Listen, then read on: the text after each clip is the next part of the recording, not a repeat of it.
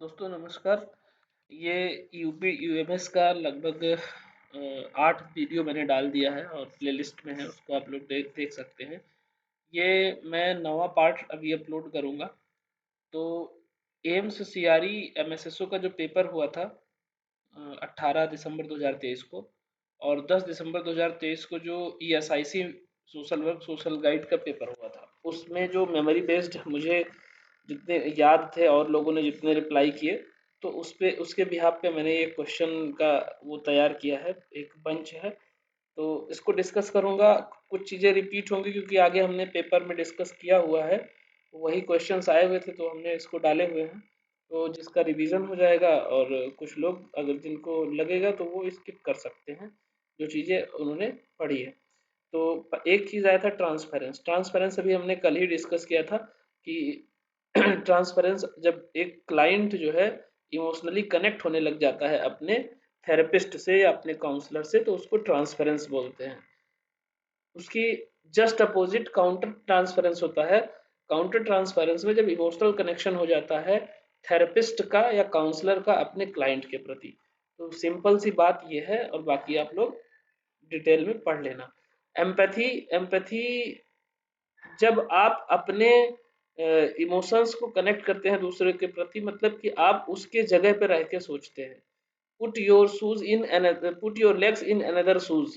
तो इसका मतलब ही यही होता है कि दूसरों के स्थान पे अपने आप को रख के सोचना, क्लाइंट के सिचुएशन में जाके अपने आप को सोचना। जाना मतलब चल के नहीं जाना है, साइकोलॉजिकली उस तरीके से एनवायरनमेंट क्रिएट करके कि आप खुद महसूस करो कितना आप फील कर रहे हो, तो उसको एम्पैथी बोलते हैं। सिंपैथी मतलब एकदम उसी की तरीके से सब कुछ शो करने लग जाना, अगर वो रो रहा है तो रोने लग जाना, दुखी हो रहा है तो आप दुखी हो जाओ। तो ये सिंपैथी होता है। तो सिंपैथी एक प्रोफेशनल काउंसलर के लिए, प्रोफेशनल सोशल वर्कर के लिए नेगेटिव वर्ड है। आपको एम्पैथेटिक रहना है, सिंपैथेटिक नहीं रहना है। और ये जो काउंटर ट्रांसफेरेंस है ये भी नेगेटिव टर्म है। आपको कभी काउंटर ट्रांसफेरेंस के इश्यूज में नहीं फंसना है।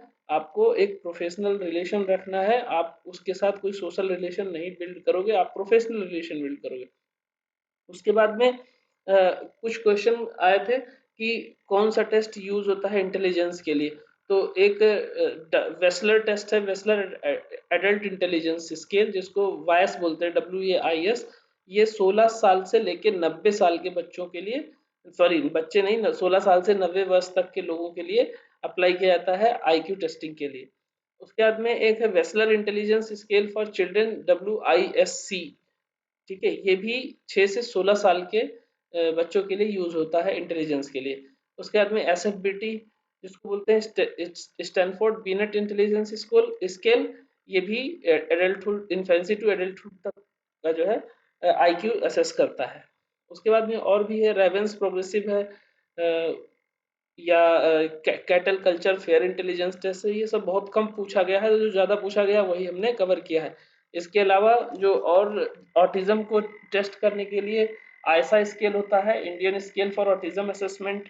और जो मेंटल हेल्थ को डिसेबिलिटी चेक करता है वो आइडियाज़ के थ्रू होता है, Indian disability evaluation scale assessment scale. और उसके अलावा और भी कुछ टेस्ट होते हैं जो multiple mental health, sorry mental health के अलग अलग डोमेन में टेस्टिंग होती है। तो आइडियाज़ के साथ साथ हम लोग और भी टेस्ट लगाते हैं, जिससे ये पता चलता है कि उसकी सीवियरिटी कितनी है इलनेस की। तो वो सब चीज़ें इसमें नहीं पूछा जाएगा, लेकिन हाँ मोटा मोटा पता होना चाहिए। और एक निम्हांस बैटरी टेस्ट भी लगाया जाता है ऑटिज्म को असेस करने के लिए, सॉरी इसके लिए SLD के लिए, स्पेसिफिक लर्निंग डिसऑर्डर के लिए। तो इस तरीके से क्वेश्चन, क्योंकि निम्हांस बैटरी इसलिए जरूरी है कि अभी हाल फिलहाल में गैजेट में पब्लिश हुआ था कि जो SLD की टेस्टिंग होगी वो निम्हांस बैटरी का जो टेस्ट है वो अप्लीकेबल होगा। उसके बाद में बेब्रेज रिपोर्ट। बेब्रेज रिपोर्ट किस लिए है, तो officially titled social insurance and allied service, ये आया था बेब्रेज रिपोर्ट इसमें एम्स वाले उसमें एग्जाम में, MCRE में। Officially titled social insurance and allied services was groundbreaking document publish in 1942। तो 1942 में सर विलियम बेब्रिज ने इसको जो है पब्लिश किया था, जिसको बेब्रिज रिपोर्ट जाना जाता है। और इसका मेन क्या था, social insurance and allied services. It was authorized by Sir William Babbage and an economist and social reformer and is laid the foundation for the modern welfare state in Britain। तो एक welfare nation में क्या क्या चीजें जो है होनी चाहिए, एक कल्याणकारी क्या नीतियां होनी चाहिए, किन किन चीजों पे ज्यादा ध्यान देना है, वो इन्होंने अपने रिपोर्ट में आइडेंटिफाई किया था। इसमें इन्होंने बताया था जियांट एविल्स, जियांट मतलब भीम का, एविल्स मतलब कुरीतियां या कह सकते हो समस्याएं in society that needed to be addressed. और उन जियांट एविल्स को एड्रेस करने के लिए इन्होंने अपने रिपोर्ट में किस कुछ चीजों पे फोकस करने के लिए बोला था। जो 5 जियांट्स थे, वांट वांट को इन्होंने बोला था डेप्रिवेशन, एंड पॉवर्टी को इन्होंने वांट बोला था। डिजीज यानी हेल्थ केयर सिस्टम को बेटर करने के लिए बोला था। इग्नोरेंस में इनएडुकेट एजुकेशन, जो एजुकेशन अपर्याप्त था, तो उन्होंने कहा कि सबसे इंपॉर्टेंट चीज एजुकेशन भी है। Squalor means inadequate housing, and idleness मतलब अनएम्प्लॉयमेंट और अंडर एम्प्लॉयमेंट। तो इन 5 डोमेन पे उन्होंने अपनी रिपोर्ट दी थी। तो इसीलिए अगर कभी भी आए तो ऑप्शन में हेल्थ केयर है तो आपको हेल्थ केयर लगाना है, ऑप्शन में पॉवर्टी से रिलेटेड चीजें हो तो पॉवर्टी लगाना है, और हो सकता है कभी कभी वो मल्टीपल ऑप्शन वाले क्वेश्चन पूछ लेते हैं तो वो भी लगा सकते हो। आईसीडीएस से रिलेटेड आया था, इंटीग्रेटेड चाइल्ड डेवलपमेंट सर्विसेज के से रिलेटेड आईसीडीएस स्कीम, जो कि 1975 में लॉन्च किया गया था, और अभी फिलहाल आंगनवाड़ी पोषण 2.0 चल रहा है। इसके अंतर्गत बच्चों की न्यूट्रिशन पे बहुत ज़्यादा ध्यान दिया जाता है। ऑब्जेक्टिव आप देखेंगे, to improve nutritional and health status of children in the age group of 0 to 6 years, to lay the foundation for proper psychological, physical and social development of child, to reduce the incidence of mortality, morbidity, malnutrition and school dropout। तो primary school से पहले जो है ना, 6 साल तक के बच्चों को या 5 साल 4 साल के बच्चों को आंगनवाड़ी में पढ़ाने भेजा जाता था, अभी भी भेजते हैं। तो उसमें फिर उनको कुछ सत्तू वगैरह आता है, चने आते हैं, न्यूट्रिशंस न्यूट्रिशंस वाले कुछ और भी आइटम आते हैं, वो दिए जाते हैं। तो मेन ऑब्जेक्टिव है उनकी जो कुपोषण है उसको खत्म करना। To achieve effective coordination of policy and implementation among the various department to promote child development, to enhance the capability of mother to look after the normal health and nutritional needs of the child through proper nutrition and health education। Beneficiaries कौन होंगे? 0 से 6 साल के बच्चे, pregnant women, lactating mothers, pregnant women भी, और जो दूध पिलाने वाली माँ है वो, एडोलेसेंट गर्ल्स जो 14 से 18 साल के बीच में आती है। In aspirational districts and north eastern states, कुछ ऐसी महत्वाकांक्षी अति महत्वाकांक्षी डिस्ट्रिक्ट्स भी हैं जहाँ पे ज्यादा कुपोषित बच्चे पाए गए, तो उसको एस्पिरेशनल डिस्ट्रिक्ट में डाला गया। This scheme is open to all eligible beneficiaries on demand irrespective of caste, religion, income criteria. Services क्या है इसके अंदर? सप्लीमेंट्री न्यूट्रिशन है, preschool non formal education है, न्यूट्रिशन एंड हेल्थ एजुकेशन है, इम्यूनाइजेशन है, और हेल्थ एंड चेकअप से रिलेटेड है, और रेफरल सर्विसेज है। 3 of 6 सर्विसेज, इम्यूनाइजेशन, तो सबसे इंपॉर्टेंट जो ये 3 चीज, immunisation, health checkup and referral services are related to health and provided through National Health Mission and Public Health Infrastructure. The services are offered at Anganwadi Center through Anganwadi worker, Anganwadi helper at grassroots level, और आशा भी रहती हैं इसमें। What is an IUD? कभी कभी ये IUCD भी पूछा जाता है, IUD भी होता है, intrauterine device for contraceptive devices. Intrauterine contraceptive devices जिसको बोला जाता है, कॉपर भी बोला जाता है, that are inserted into the uterus to prevent pregnancy.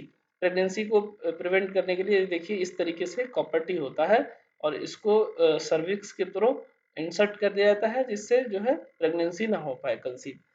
तो इससे रिलेटेड क्वेश्चन कई बार पूछा गया है। इसके साइड इफेक्ट के बारे में भी पूछ लिया जाता है, तो कभी कभी ब्लीडिंग वगैरह होती है, और भी कुछ कॉम्प्लिकेशंस होते हैं, तो उसको थोड़ा सा डिटेल में पढ़ लेना। सर्वाइकल कैंसर, अभी कल हमने आप लोगों को बड़ा दुख भी जताया था, लेकिन वो बाद में पता ये चला कि जो पूनम पांडे मॉडल और एक्ट्रेस थी, उन्होंने अपने डेथ का एक फेक न्यूज़ फैलाया था, जिससे लोगों में, और वो भी डेथ कॉज ड्यू टू बताया सर्वाइकल कैंसर। तो सर्विक्स की वजह से उनकी डेथ का जब बात हुआ तो पूरे देश में एकदम हल्ला मच गया, और उनके इस डेथ के न्यूज़ को, फेक न्यूज़ को फैलाने से पहले बजट में सर्विक्स कैंसर पे फ्री वैक्सीनेशन, एचपीवी वैक्सीन को लेके निर्मला सीतारमण जी ने उसमें कुछ बात भी किया था, बजट में कुछ अलग से उसका फंड भी एलोकेट किया था। तो उसके इन्होंने अभी आज जस्टिफिकेशन दिया दूसरा वीडियो बना के कि मुझे, मैं जिंदा हूँ सिर्फ मैं इसलिए इसको कर रही थी जिससे सर्विक्स को लेके बहुत ज्यादा जो सर्वाइकल कैंसर फैल रहा है और उसके प्रिवेंशन के लिए फ्री वैक्सीन की जरूरत है। लोगों के पास पैसे नहीं है, जांच की अभाव है, या कह सकते हो कि अवेयरनेस की कमी की वजह से लोग नहीं जान पाते हैं कि क्या सर्वाइकल कैंसर है। तो उसको लेके अवेयरनेस बढ़े और सरकार इस पे काम करे। बहरहाल कहाँ तक ये तरीका उनका सही था गलत था ये आप लोग जरूर बताएं, बट मुझे लगता है कि काफी हद तक इस बारे में जो है चर्चाएं तेज हो गई थी कि 32 साल की उम्र में सर्वाइकल कैंसर जैसे इतनी बड़ी अभिनेता अभिनेत्री का मौत हो जाना आम बात नहीं है। तो अवेयरनेस तो हुआ है, बट क्या तरीका सही था ये आप जरूर बताएं। तो cervical cancer is cancer of the cells in the cervix. Cervix मतलब जो वेजाइना का जो है मुख होता है उसको, या गर्दन होता है जैसे, उसको सर्वाइकल कहते हैं, सर्विक्स कहते हैं। Receiving regular gynaecological exams, getting pap test. तो पैप टेस्ट से पता चलता है कि सर्वाइकल कैंसर है कि नहीं। And practising safe sex are the most important steps that you can take toward the prevention of cervical cancer. Surgery, radiation and chemotherapy are the main treatments for cervical cancer. तो treatment में ये basic चीजें हैं, prevention सबसे important चीज है, और surgery भी होता है, रेडिएशन थेरेपी होती है, कीमोथेरेपी होती है। साइन और सिम्टम्स क्या है? वाटर और bloody vaginal discharge that may be heavy and can have a foul odor, vaginal bleeding after intercourse, sex के बाद ब्लड ब्लीडिंग होना, बिटवीन मेंस्ट्रुअल पीरियड्स और आफ्टर मेनोपॉज, मेनोपॉज के बाद भी ब्लीडिंग होना, और मेंस्ट्रुअल पीरियड्स के बीच में भी, मतलब अनइवन मेंस्ट्रुअल पीरियड्स में भी heavier and last longer than normal, और नॉर्मल से ज्यादा मेंस्ट्रुअल पीरियड्स होना। व्हाट कॉजेज सर्वाइकल, किस वजह से होता है? तो एक सेक्सुअल ट्रांसमिटेड डिजीज है, और इसका जो वायरस है ह्यूमन पैपिलोमा वायरस बोलते हैं उसको, HPV. HPV spreads through sexual contact, anal, oral और वेजाइनल, किसी भी तरीके से हो सकता है, and can lead to cancer. Most people will get HPV at some point of in their lives and not realise it because their bodies fight the infection. तो जिनकी इम्यूनिटी अच्छी होती है उनको पता नहीं चलता है, बट वो लेटेंट तौर पे रहता है वायरस, और कभी कभी जब इम्यूनिटी डिक्रीज होती है तो वो ज़्यादा रिफ्लेक्ट होने लगता है। Nearly all cervical cancers could be prevented by HPV vaccine, routine cervical cancer screening, and appropriate follow-up treatment when needed. अ, एक एंड्रोगाइनी इसमें आया था कि क्या होता है एंड्रोगाइनी। तो एंड्रोगाइनी दो शब्दों से बल्कि बना है, एंड्रो एंड गाइनी। गाइनी मतलब फीमेल एंड एंड्रो मतलब मेल। तो मेल और फीमेल की जिसके अंदर जो है दोनों की मस्कुलिनिटी एंड फेमिनिटी कैरेक्टरिस्टिक्स होते हैं उसको एंड्रोगाइनी बोलते हैं।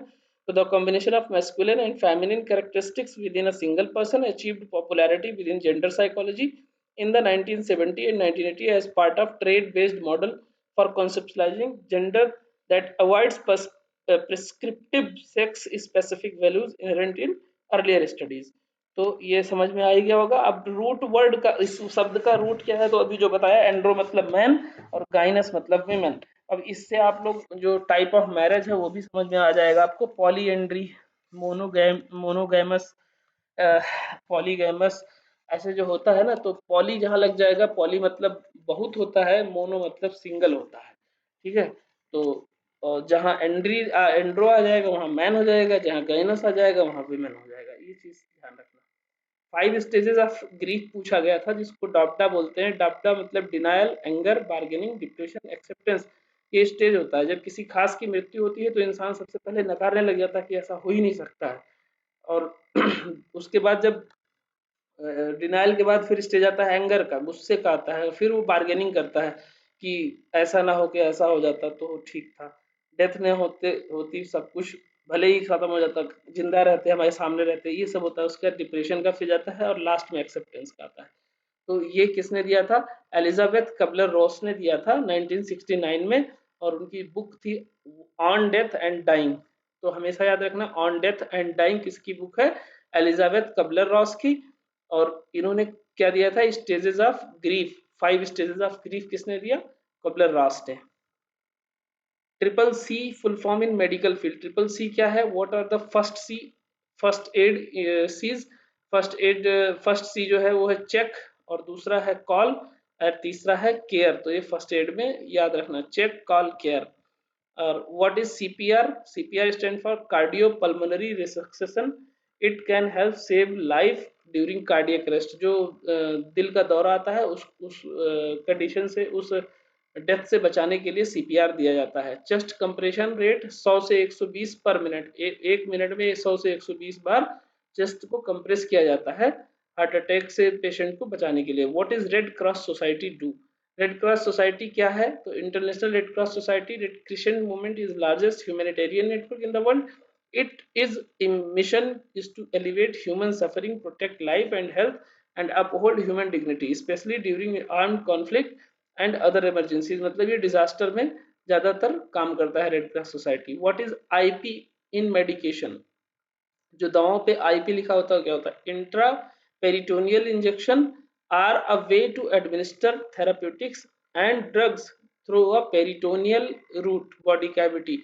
इंट्रावीनस इंजेक्शन आईवी को बोलते हैं, जिस जो वेन में लगता है, यानी नसों में लगता है। Anal injection and intramuscular IM जो मसल्स में लगता है। तो ये आईपी हो गया क्या? इंट्रा पेरिटोनियल, आईवी हो गया इंट्रावेनस, और आई हो गया एनल इंजेक्शन, और आईएम हो गया इंट्रामस्कुलर हो गया। What is IP on tablets? जो आईपी लिखा होता है, तो आईपी मीन्स होता है Indian pharmacopoeia. The nephron is the minute or microscopic structure and functional unit of the kidney. मतलब minute मतलब यहाँ मिनट से नहीं है, ये छोटा वाला मिनट, बहुत ही छोटा होता है साइज, इसको माइन्यूट बोलते हैं। तो नेफ्रॉन क्या है?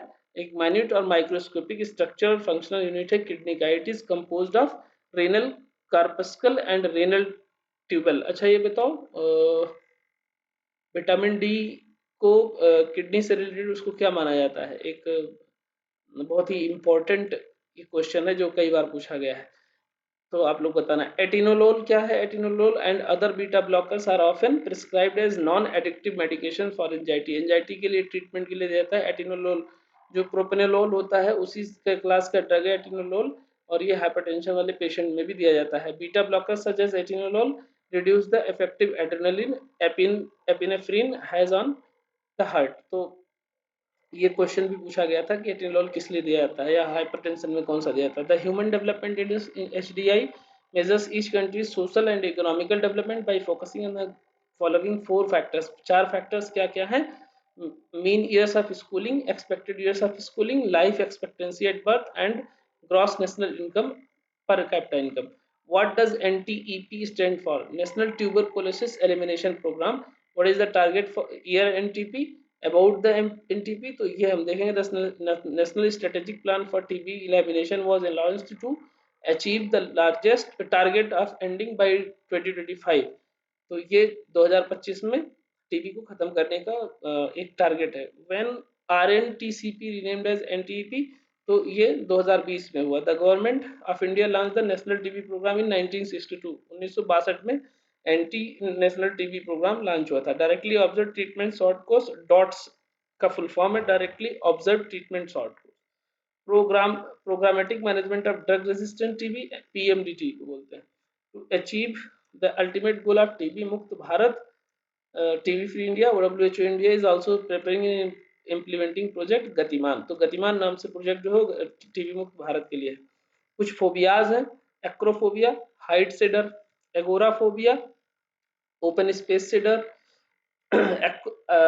अरेक्नोफोबिया, fear of spiders; astrophobia, thunder और लाइटनिंग से डर; आटोफोबिया, अकेले से डर; क्लास्ट्रोफोबिया, कन्फाइंड स्पेसेस से डर; साइडोफोबिया, डॉग से डर; एटोमोफोबिया, इंसेक्ट से डर; ग्लोसोफोबिया, पब्लिक स्पीकिंग से डर; हेमोफोबिया, ब्लड से डर; निक्टोफोबिया, अंधेरे से भय; ophidiophobia, fear of snakes; panthophobia, fear of suffering and disease; social phobia या social anxiety disorder, fear of social situation and scrutiny; thanatophobia, जहां थैनोस आ जाएगा वहां डेथ से बात होती है, तो मृत्यु से जो भय लगता है; trypophobia, fear of irregular patterns or clusters or small source of bombs; xenophobia, fear or dislike of people from other countries or cultures, तो stranger person से जो डर होता है उसको xenophobia बोलते हैं। क्वेश्चन आया था।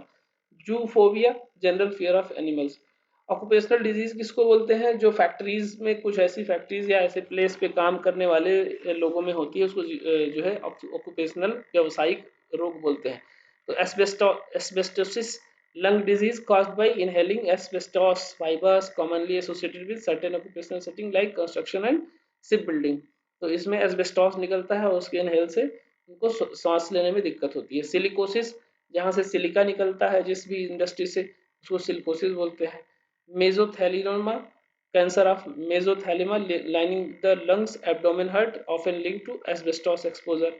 Biocinosis, respiratory condition caused by the inhalation of dust from certain vegetables or fibers such as cotton, flax or hemp, commonly seen in the textile work. Textile workers में ये बिसोनोसिस मिलता है। ऑक्यूपेशनल हियरिंग लॉस, तो जहाँ बहुत ज़्यादा शोर शराबा होता है काम में, ऐसी फैक्ट्रीज में, वहाँ पे ऑक्यूपेशनल हियरिंग लॉस का डर बना रहता है। वर्क रिलेटेड अस्थमा, ऐसे काम करना जहाँ जैसे कोयले के माइंस में, या जहाँ ये क्रेशर लगे होते हैं गिट्टी तोड़ बनाने वाले, पत्थरों को तोड़ तोड़ के, तो उनको अस्थमा होने के डर रहते हैं। ऑक्यूपेशनल डर्मेटाइटिस, स्किन से रिलेटेड जो जहाँ पे होते हैं, जैसे जो शिप पे रहते हैं समुद्री जहाज़ों पे, तो वो 6-6 महीने शिप पे रह जाते हैं, और जब बहुत तेज़ धूप होती है तो वो जो इवेपरेशन होता है समुद्री जहाज समुद्र से, वो स्किन उनकी पूरी पूरी खराब कर देती है, क्योंकि उसमें सॉल्टी वाटर होता है। ऑक्यूपेशनल कैंसर, ऐसे जगहों पे जहाँ पे काम करने से कैंसर होता है, जैसे ऑक्यूपेशनल कैंसर जो ये रेडिएशन वाला जांच, एमआरआई वगैरह जांच करते हैं, वहाँ के जो लैब टेक्नीशियन होता है कंटिन्यू वहाँ पे होते हैं, तो उनका ऐसे रेज से लगातार जो है एक्सपोजर होता है, तो उसकी वजह से भी होता है, और यूवी रेडिएशन की वजह से भी स्किन कैंसर होता है। Lead poisoning, elevated levels of lead, sorry lead नहीं है, लेड है।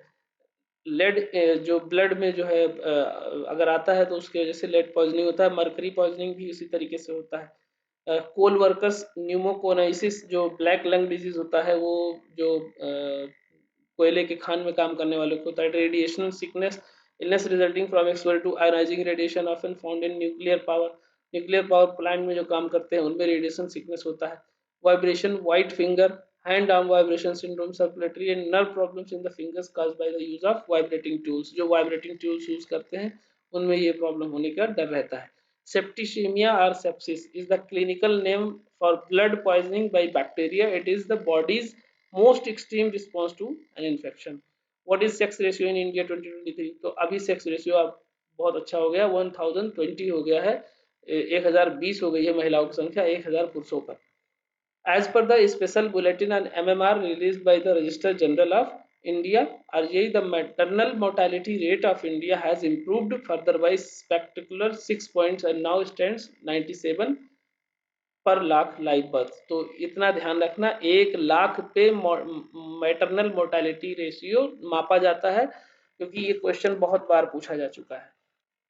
तो कितने जीरो ध्यान रख लेना, उसमें कभी 10,000 ना लगा देना, 1,000 ना लगा देना, ये सीधे 1 लाख पे मैटरनल मोर्टेलिटी रेट जांचा जाता है। इनफेंट मोर्टेलिटी रेट 2021 वॉज 28.771 डेथ पर 1000 लाइव बर्थ। तो जब बच्चों की बात आएगी इनफेंट मोर्टेलिटी रेट, तो 1000 लाइव बर्थ पे देखा जाता है कि 1000 लाइव बर्थ पे कितनी डेथ हुई है, 28, और 3.61% डिक्लाइन फ्रॉम 2022, मतलब पहले से कम हुआ। Infant mortality rate of India in 2020 was 29.848।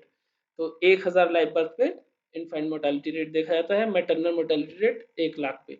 Antenatal, antenatal मतलब बिफोर बर्थ, जब बच्चा गर्भ में रहता है। Age range conception to the onset of labour, conception मतलब जब बच्चा कंसीव हो गया है, और जब तक प्रेगनेंसी डिलीवर नहीं हो गई है तब तक उसको एंटीनेटल बोलते हैं। नियोनेटल, पहले 28 दिन को नियोनेटल बोलते हैं, ये कल हमने एक्सप्लेन भी किया था। अर्ली नियोनेटल 7 दिन तक बोलते हैं, उसके बाद में लेट नियोनेटल 8 से 28 दिन। पोस्ट नटल मतलब आफ्टर बर्थ, और इन्फेंसी बोलते हैं अर्ली स्टेज ऑफ चाइल्डहुड, लगभग 1 साल तक, generally from birth to 1 year.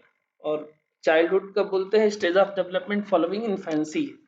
Register every pregnancy within 12 weeks, 12 week में रजिस्टर कराना होता है, आंगनबाड़ी के पास जाके या आशा से मिलके। पीएचसी पे भी और हेल्थ एंड वेलनेस सेंटर पे भी रजिस्ट्रेशन होता है इसका, प्रेगनेंसी का। What is institutional delivery? Institutional delivery मतलब हॉस्पिटल जाके जो हेल्थ प्रोफेशनल है उनके देख रेख में डिलीवरी कराना, ना कि ऐसे अनएक्सपीरियंस्ड अनट्रेंड दाई से। जर्मिनल स्टेज बोलते हैं जब बच्चा कंसीव हो जाता है, एम्ब्रियो से पहले की जो स्टेज होती है वो जर्मिनल स्टेज होती है। Time frame from fertilisation union of sperm and egg to end the second week, तो सेकेंड वीक तक को जो है जर्मिनल फेज बोलते हैं। The key events fertilisation and formation of zygote, cell division and formation of the blastocyst, implantation of blastocyst into the uterine lining. First trimester किसको बोलते हैं, मतलब टोटल देखा जाए तो 3-3 मंथ का होता है, तो 3 ट्रिमेस्टर होते हैं। तीन पहले 3 मंथ को फर्स्ट ट्रिमेस्टर बोलते हैं। तो वीक्स कितने, 1 to 12 वीक्स। तो एक माह में कितने वीक होते हैं, लगभग 4 वीक, तो 3 महीने को फर्स्ट ट्रिमेस्टर बोला जाता है। Continued development of the embryo, formation of major organs and body structure, establishment of the placenta, onset of pregnancy symptoms, morning sickness और फटीग, ये चीज होती है प्रॉब्लम जो है पहले ट्रिमेस्टर में। सेकेंड ट्रिमेस्टर में 13 से 26 वीक, और तीसरे से जो है 27 से 40 वीक, या कह सकते हो अंटिल डिलीवरी, ये थर्ड ट्रिमेस्टर होता है। दवाई भी कड़ाई भी ये कोविड-19 का स्लोगन था। और doctor population ratio in the countries 1 out of 834, better than WHO standard of 1 out of 1000। तो कहने का मतलब ये है कि जो एज पर विजन है वो 1/1456 बताया गया है, लेकिन इन्होंने जो दिया है 1/834 पे, ये मुझे समझ नहीं आ रहा है कहाँ से दिया है। तो इस पे थोड़ा सा कंफ्यूजन है, बट अभी ये ESIC वालों का जो पेपर हुआ था उसमें ये पूछा गया था, तो इसको आप लोग ध्यान से देख लेना अपने तरफ से भी। हेल्थ एंड वेलनेस सेंटर का हमने बताया ही था, सबसे छोटे लेवल पे हेल्थ एंड वेलनेस सेंटर होता है, और ये जो है लगभग लगभग 5000 पॉपुलेशन को कवर करता है। प्राइमरी हेल्थ सेंटर में लगभग 20,000 तक की पॉपुलेशन को कवर करता है, इसमें हिली एरियाज में, और प्लेन एरियाज में लगभग 30,000 तक। और कम्युनिटी हेल्थ सेंटर में लगभग 1,20,000 तक कवर करता है। ANM ऑक्सिलरी नर्स मिडवाइफ बोलते हैं, आशा एक्रीडेटेड सोशल हेल्थ एक्टिविस्ट बोलते हैं, और 1,000 पॉपुलेशन पे यूजुअली आशा वर्क करती है। ठीक है, तो ये मोटा मोटा जो मेजर क्वेश्चंस आए हुए थे और जो जनरल इंफॉर्मेशन थे हेल्थ से रिलेटेड वो हमने दिया। बाकी और भी जो होगा कुछ मैं अभी वीडियोस कल तक डालूंगा, कल संडे है तो कोशिश करूंगा 2 से 3 वीडियोस लाने के लिए क्वालिटी वाला। तो आप लोग इसको पढ़ते रहिए, हल्के में मत लीजिए, बहुत टफ होने वाला है ये कंपटीशन। फिर मिलते हैं नेक्स्ट वीडियो में। अगर किसी को कुछ नहीं समझ में आया तो कमेंट करके ज़रूर बताएं।